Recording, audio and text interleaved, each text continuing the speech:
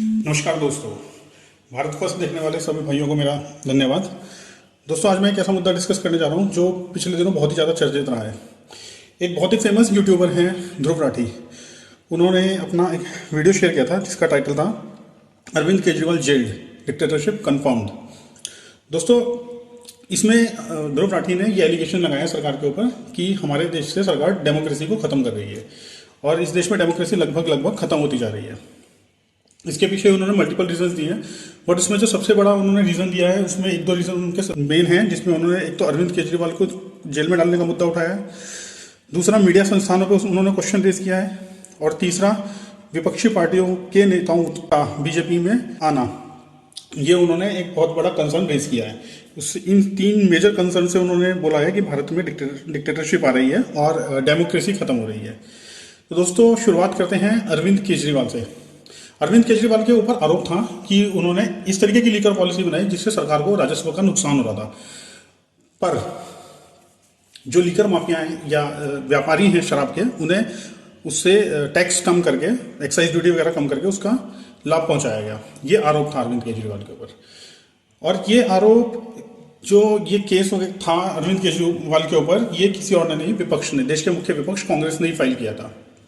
मगर अब क्योंकि कांग्रेस और आम आदमी पार्टी एक साथ गठबंधन में है, तो अब वो इस आरोप से किनारा कर रहे हैं।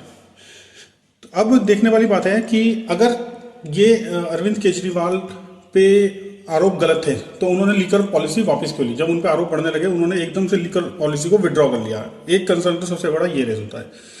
दूसरी बात, अरविंद केजरीवाल को कस्टडी में क्यों लिया गया? अरविंद केजरीवाल को ईडी ने लगातार समन पे समन भेजे, मगर अरविंद केजरीवाल उन्हें इग्नोर करते रहे।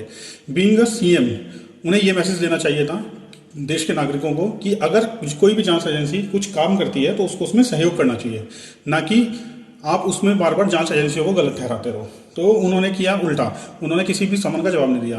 तो मजबूरन ईडी को अपने राइट्स का इस्तेमाल करना पड़ा और उनको उनके घर से अरेस्ट कर लिया गया। अब अगर ईडी ने उनसे जब पूछताछ शुरू करी, तो क्योंकि ये केसेस ऐसे होते हैं जिनमें पूछताछ लंबी चलती है, तो ईडी एक बार उनसे पूछताछ करती, उन्हें घर भेज देती, फिर दोबारा उन्हें बुलाती, तो वो फिर से पब्लिक इशू क्रिएट करते जैसा वो पहले से कर रहे थे। इस बात की काफ़ी हाई पॉसिबिलिटी थी। और इस बार तो हो सकता है ईडी को अरेस्ट करने भी नहीं देते, शायद वहाँ पे उनके घर के आगे लोगों का हुजूम इकट्ठा हो जाता जो धरना प्रदर्शन कर रहे होते। तो ईडी के पास कोई और रास्ता नहीं था उन्हें अपने पास कस्टडी में रखने के अलावा। दूसरा एलिगेशन ध्रुव राठी ये लगाते हैं कि बीजेपी सरकार ने लॉ में अमेंडमेंट किया, मनी लॉन्ड्रिंग लॉ में, जिसमें पहले लॉ ये था कि अगर आप पे अपराध प्रूफ हो जाता है तब आपको जेल होती है। मगर अब बीजेपी ने कुछ चेंज कर दिया है उसमें कि अपराध प्रूफ ना होने पर भी अगर आप पे ऐसे आरोप हैं और आपके खिलाफ ऐसे साक्ष्य मिल रहे हैं जिससे आपके ऊपर शक की सुई जाती है, तो भी आपको अपने आप को इनोसेंट प्रूफ करना होगा।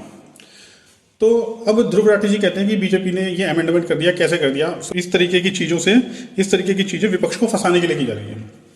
तो इसमें ध्रुव राठी जी हम ये कहना चाहेंगे, अगर सरकार ने कोई अमेंडमेंट किया है तो सरकार को ये राइट भी किसने दिया है? संविधान ने ही दिया है ना। तो या तो आप संविधान बनाने वालों की कैपेबिलिटी पे क्वेश्चन कर रहे हो। संविधान ऐसे तो बनता नहीं है, काफ़ी सारे बुद्धिमान लोग बैठते हैं और उस पर रिसर्च होती है, तब जाकर के सेक्शंस बनते हैं, तब जाकर धाराएं बनती हैं। ठीक है, या तो आप ये कह रहे हो, जो आप कह रहे हो वो ठीक है, बट जो संविधान बनाने वाले थे उनमें इतनी समझ नहीं थी वो जो संविधान बना रहे हैं वो ठीक है या नहीं है। क्योंकि सरकार जो भी कर रही है कर तो संविधान के अंदर ही कर रही है ना। अगर वो लॉ में अमेंडमेंट कर रही है तो भी संविधान के अंदर कर रही है। दूसरी बात यह है कि हमारे देश में ऑलरेडी न्याय व्यवस्था जो है ना बहुत ज़्यादा लचर है। उसके पीछे रीज़न ये है कि हमारे देश में पुराने कानून आज भी चले आ रहे हैं, जिसकी वजह से हो क्या रहा है कि लोग उसका फायदा उठाते हैं। तभी तो अरविंद केजरीवाल जी बार बार ये बोल रहे थे कि भाई आप अरेस्ट करके दिखाओ, कोई अगर हमने जुर्म किया अरेस्ट करके दिखाओ, क्योंकि उन्हें पता है, उनको पीछे से सपोर्ट था। उन्हें बताया गया कि हमारे देश में तो लोग रेप करके आ जाते हैं तब भी उन्हें सजा नहीं मिल पाती, कितने कितने साल तक केस चलते रहते हैं। ड्रग्स माफिया है, ड्रग्स के रैकेट चल रहे हैं, कितने कितने साल तक केस चलते रहते हैं, बट सजा नहीं मिल पाती। इसके पीछे रीजन ये है क्योंकि संविधान जो है बहुत पुराने, कई सारे लॉज जो है वो बहुत पुराने और उनमें अमेंडमेंट की जरूरत है। ये विपक्ष भी जानता है और केजरीवाल भी जानते थे, इसीलिए वो बार बार इस बात को कहते थे। और अगर सरकार संविधान में कुछ संशोधन कर रही है क्रिमिनल्स को पकड़ने के लिए, तो वो इसीलिए कर पा रही है क्योंकि देश ने उन्हें मैंडेट दिया है। ठीक है। दूसरी बात, आप कह रहे थे देश में पहली बार ऐसा हुआ है कि एक सिटिंग सीएम को जेल में डाल दिया गया है। तो ध्रुव राठी जी, आपसे दूसरा क्वेश्चन ये है कि आप ये बताइए कि सिटिंग सीएम क्या आम आदमी से अलग है? अगर आम आदमी कोई क्राइम कर रहा है उस पर एक्शन लिया जाए और सिटिंग सीएम पे न लिया जाए, ये तो हम भी कह रहे हैं सिटिंग ऐसा पहली बार हुआ है कि सिटिंग सीएम पे एक्शन लिया गया है, तो ये तो अच्छी बात है ना। अब देश का कानून कम से कम इतना मजबूत हो रहा है कि अगर आप सिर्फ एक छोटे से कार्यकर्ता नहीं हो, एक सीएम की सीट पे बैठे हो आप, तब भी आप एक्शन लिया जाएगा अगर आप पे अपराध साबित हो रहा है या आप पे कुछ आरोप लग रहे हैं, तो भी जांच एजेंसी जांच कर रही है उसकी। ये तो अच्छी बात है देश के लिए। अब ध्रुव राठी जी, आप कहते हो कि मीडिया संस्थान जो हैं वो बिक गए हैं भारत के। मीडिया संस्थान बिके नहीं है ध्रुव राठी जी। आप पहले तो ये प्रूफ करके दिखाओ कि मीडिया संस्थान कैसे बिक गए। हमारे देश में ओपन डिबेट्स होती हैं जिसमें विपक्षियों के प्रवक्ताओं को बोलने की पूरा मौका दिया जाता है, उनकी बात पूरी रखी जाती है, चाहे वो कुछ भी बोल रहे हो। अब आप ये कहो कि एंकर विपक्ष की बोली बोलेगा, जैसे आप बोल रहे हो डेमोक्रेसी खत्म हो गई, एंकर भी ये बोले डेमोक्रेसी खत्म हो गई, तो शायद एंकर बिका हुआ नहीं है। अगर एंकर सही बात बोल रहा है तो एंकर बिका हुआ है, ठीक है। अगर सरकार सही काम करेगी तो एंकर तो सरकार का सपोर्ट करेंगे ना, क्योंकि बिके हुए नहीं है इसलिए तो कर रहे हैं। अगर बिके हुए होते हैं तो विपक्ष का सपोर्ट करते हैं, सरकार की सही चीज़ों पर भी क्वेश्चन रेस करते हैं। और दूसरी बात ये, पब्लिक सुन रही है एंकर्स को, पब्लिक सुन रही है, वो इसीलिए सुन रही है क्योंकि पब्लिक को पता है कि एंकर सही डिबेट कर रहे हैं, लॉजिकल डिबेट कर रहे हैं, विपक्ष की तरह अनर्गल डिबेट नहीं कर रहे। हाँ, ये जरूर है कि सारी चीज़ें जो है मीडिया में नहीं आ पाती, उसके पीछे मेन रीजन टीआरपी भी होता है। अगर कोई चैनल चला रहा है तो उसके खर्चे भी होते हैं और उन्हें इनकम भी करनी होती है, तो वो टीआरपी देख करके ही चीज़ों को चलाते हैं। अब मैं आपको एक एग्जाम्पल देता हूँ। कई बार न्यूज़ में आता है कि बीजेपी का ये नेता मारा गया, वो नेता मारा गया, इसको किसी न्यूज़ चैनल पे दिखाया जाता, बाकी किसी पे दिखाया ही नहीं जाता। तो इसका मतलब क्या, विपक्ष सरकार कहने लगे मीडिया बिका हुआ है? नहीं, क्योंकि मीडिया भी ये देखता है ना टीआरपी किस चीज़ से आ रही है। बाकी जहाँ तक उसकी बात है कि अभिव्यक्ति की आज़ादी की बात है, बाकी और किसी चीज़ की बात है, तो ये सबको पता है कि विपक्ष को पूरा मौका दिया जाता है अपनी बात रखने का। तभी तो विपक्ष बार बार ये आरोप लगाता है ना सरकार पे। सरकार में जो भी आता है, वॉशिंग मशीन है सरकार, तो उसमें सरकार में आकर के धुल जाता है। क्या इस बात को लोगों के आगे रखा नहीं जाता? तो लोगों के आगे रखा जाता है। जो भी विपक्ष आरोप लगाता है या बेरोजगारी, महंगाई, जो भी कहता है, अब वो बात अलग है, विपक्ष के पास ज़्यादा आरोप ही नहीं है लगाने के लिए, क्योंकि सरकार काम कर रही है, तो इस वजह से वो जो उनके पास है वो लगाते हैं और वो रखे भी जाते हैं। तो मीडिया तो कहीं से लेकर कहीं तक बिका हुआ हमें दिखता भी है। अब आपने तीसरा कंसर्न जो रेज किया है वो कहा, इन सब चीज़ों को कंक्लूड करके एक चीज़ आपने और बोली कि सरकार में जो आता है वो, ये आरोप विपक्ष का भी, और आप भी बोल रहे हो कि किसी पे कितने आरोप लग रहे हो तो वो सरकार में आता है, उस पर से आरोप हट जाते हैं। जबकि ऐसा नहीं है कि आरोप हट जाते हैं, आरोप नहीं हटते हैं। ये सरकार ने क्लियर किया है, सरकार कुछ जगहों पे बीजेपी प्रवक्ताओं ने क्लियर भी किया है कि आरोप नहीं हटते हैं, केस चलता रहता है। हाँ, ये हो सकता है कि भाई आप हम ये मान सकते हैं, हो सकता है भाई उन पर दबाव कम हो जाता हो, या उनके ऊपर जो आरोप लग रहे हैं उनमें कार्रवाई में ढील दे दी जाती हो, तो दैट इज़ पॉसिबल। मगर बात यह है ध्रुव राठी जी कि अब आप पीछे की कुछ चीज़ें उठा करके देखो। जब सरकार ट्रिपल तलाक बिल लेके आई थी तो आप भी क्या समझ सकते हो कि ये जो बिल था ये महिलाओं के फेवर में था, मुस्लिम महिलाओं का, मुस्लिमों में कुप्रथा खत्म करने के लिए था। विपक्ष ने इस पर सरकार का साथ नहीं दिया। 370 हटाने के लिए सरकार बिल ला रही थी। क्यों ला रही थी भाई? कश्मीर में आतंकवाद फैल रहा था, वहाँ रोज पत्थर चलते थे, तो वहाँ 370 उन सब चीज़ों में आड़े आ रहा था, वहाँ के विकास में आड़े आ रहा था, आतंकवाद फैल रहा था, वहाँ के जो युवा थे वो गलत रास्ते पे चल रहे थे। सरकार उसे हटा करके वहाँ पे अच्छा माहौल कायम करना चाह रही थी, विपक्ष ने वहाँ भी साथ नहीं दिया। तो अब सरकार के पास ऑप्शन क्या रह जाता है? विपक्ष कहीं अच्छी चीज़ों में भी सरकार का साथ नहीं देता। तो सरकार शायद कोशिश कर रही है कि भाई किसी तरीके से 400 सीटों मैंडेट हो हमारे पास, तो हम देश में जो भी अच्छी चीज़ें हैं वो कर सके।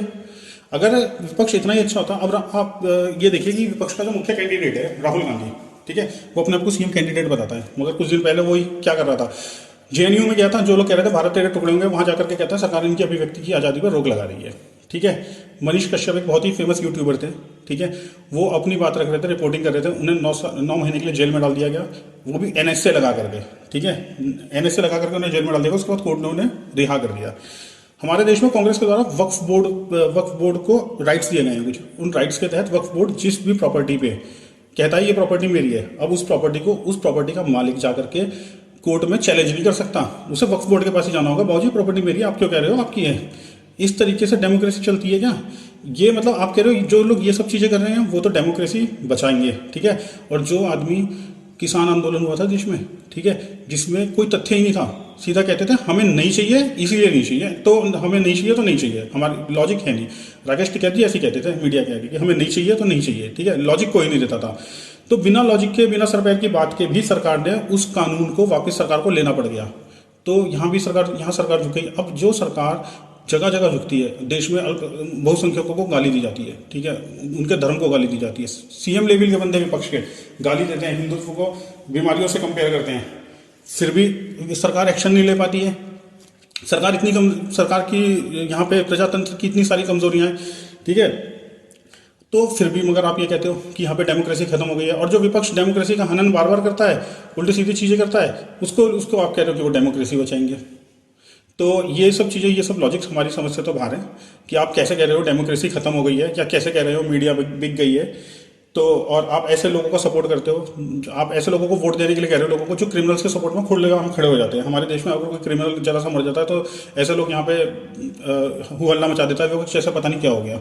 ऐसे विपक्ष को सपोर्ट करने के लिए कह रहे हो, मगर वो सरकार जो देश में अच्छा इंफ्रास्ट्रक्चर बना रही है, देश की मिलिट्री को मजबूत कर रही है, और देश में मेक इन इंडिया को बूस्ट कर रही है ताकि देश में रोजगार बढ़े, ठीक है, यूसीसी लाने की बात कर रही है ताकि सबको समान अधिकार मिले, हलाला जैसी कुप्रथाएं खत्म हो, ठीक है, जनसंख्या नियंत्रण कानून लाने के बारे में सरकार को कोशिश में है ताकि देश में जनसंख्या नियंत्रण कानून आए तो देश की आबादी थोड़ी कम हो और देश के रिसोर्सेज पे कम लोड बढ़े। बट आप उस सरकार को तो लाने को मना कर रहे हो, और आप नहीं चाहते कि उसको फुल राइट्स, उसको पूरी ताकत मिले। मगर जो ऐसे लोग हैं जो मेजोरिटी को रियल में खत्म, जो डेमोक्रेसी को रियल में चैलेंज करते रहते हैं, डेमोक्रेसी को खत्म करने की बातें करते हैं, बातें नहीं करते हैं, डायरेक्ट नहीं बोलते, मगर काम ऐसे करते हैं जिससे डेमोक्रेसी आहत हो देश की। अमीर गरीब की बात करते हैं, अमीर और गरीबों को लड़ाने की बात होती है, कुछ ऐसी बात होती है जिससे अमीर और गरीबों के बीच में, जो लोग थोड़ा बहुत मीडियम क्लास लोग हैं और बिल्कुल गरीब तबके के लोग हैं, उनके बीच में भेदभाव पैदा हो। क्षेत्रवाद आप करते हो, एक क्षेत्र में जाते हो तो वहाँ की बुराई, दूसरे क्षेत्र में आते हो तो उसकी बुराई। जातिवाद की राजनीति करते हैं, दलित, हिंदू, ये सब करते रहते हैं। वो सब लोग तो आपको डेमोक्रेसी के रक्षक लगते हैं। मगर जो एक प्रधानमंत्री सबको साथ लेके चल रहा है, सबकी बात करता है, सबको बराबर बराबर सुविधाओं का लाभ देता है और सबके लिए काम कर रहा है, उसको आप कहते हो डिक्टेटर, और आप कहते हो डिक्टेटरशिप आ रही है देश में।